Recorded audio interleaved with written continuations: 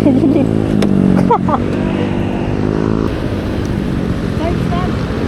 Bobo. Di ba naman mag-scooter? Mas mataas to. Pili ko yung upuan. Pag pambabae, kailangan niyang nipisan ba? Yung sa hita. Para makatingkayad ng maayos. Ito naman yung 300cc na lambreta. Gagi, lakas ng hatak. Wow! Ang lakas! 80 lang agad na putik. Oh, 73, 80. Gagi, 80 na agad oh. Yung lakas sumatak. Itong 300. Amazing. Dito pwede sa akin. Bigyan natin siya sa traffic. Siyempre, tingka-tingkayad. Pili ko pag pambabae, kailangan niyang bawasan ito. Ito. Paano bigla pag nagtakta ng... Sige, ikaw na mauna. Ikaw mo alam.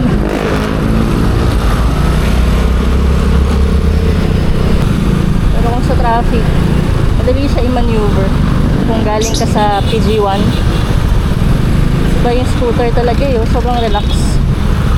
Pag naka-PG ka dito, para ka nang ipag-gera lagi eh. Neutral, second gear, first gear.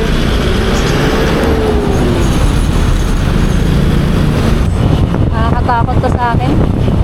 Hindi ko lagi ko siyang ihahataw. Sa lubak, siyempre maliit yung bulong natin. Pero maganda pa rin naman yung suspension niya.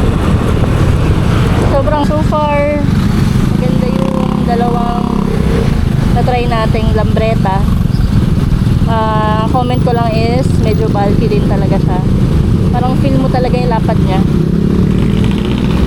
compared sa Vespa na try natin, yung S125. Feeling ko mas pang